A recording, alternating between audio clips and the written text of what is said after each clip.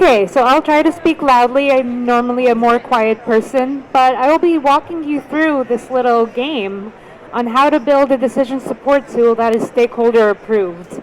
So what are decision support tools and what are stakeholders? Decision support tools are using scientific information to help people make decisions, and those can be related to a variety of different things. As we've seen thus far, we've heard about berries, we've heard about glaciers, but people live in these areas and use this information to make decisions.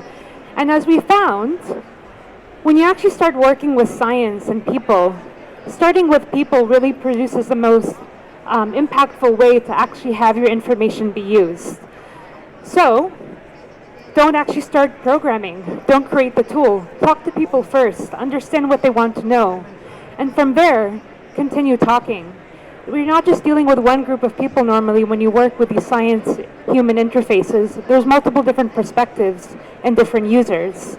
So making sure that you're working with not just the one agency or the one community that's affected, but others will give you a better sense of how your science will be used.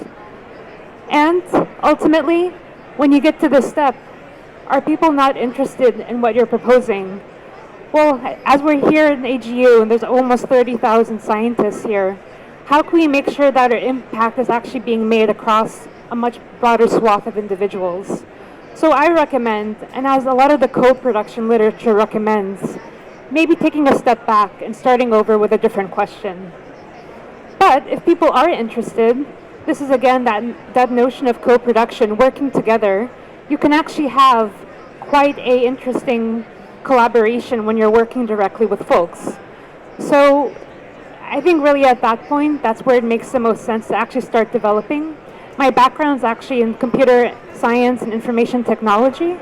So working in that world, when you're trying to get users to interact with the information, and there's also literature on this in the science co-production, when people are feeling that they're a part of the process, they're more likely to use information. So starting your actual science interface development at this point actually gets you a much broader user base ultimately in the future. So one last thing is don't develop in a black box. Making sure that you iterate, showing people what you do. And even if it's not perfect, that's okay.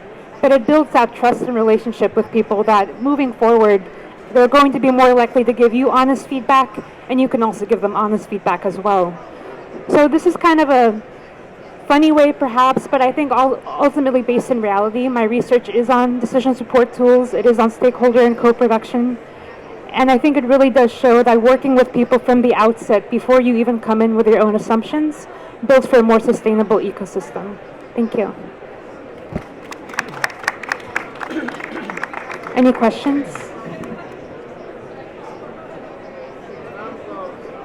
When you're talking to a stakeholder, how easy is it to talk to them verbally about the project rather than having a minimum viable product physically show them where it's going to get to so they can picture how they might do it? Absolutely. I think that's part of kind of the first step, asking people what they want. I think starting off first with a conversation as a relationship building shows that you don't really have a stake in the game. You're interested in their feedback. And there might be communities, especially when there is already that history and awareness of these products, you might be able to start immediately showing a product. But some people perhaps may not want that. They might want to feel more involved. But having the first conversation can help guide what's the next step. Yeah. Do you have examples where this is working particularly well, like a textbook example? Yes, absolutely. And this is also a plug for my poster tomorrow on Thursday.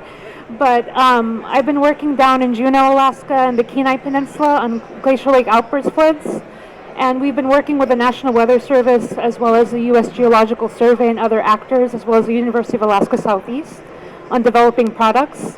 So there's already the existing products that people have been using, but as part of that research and this kind of stakeholder work that I was doing, collaboratively there was a new site that was developed to show all these different products on one page, and that came out of this process.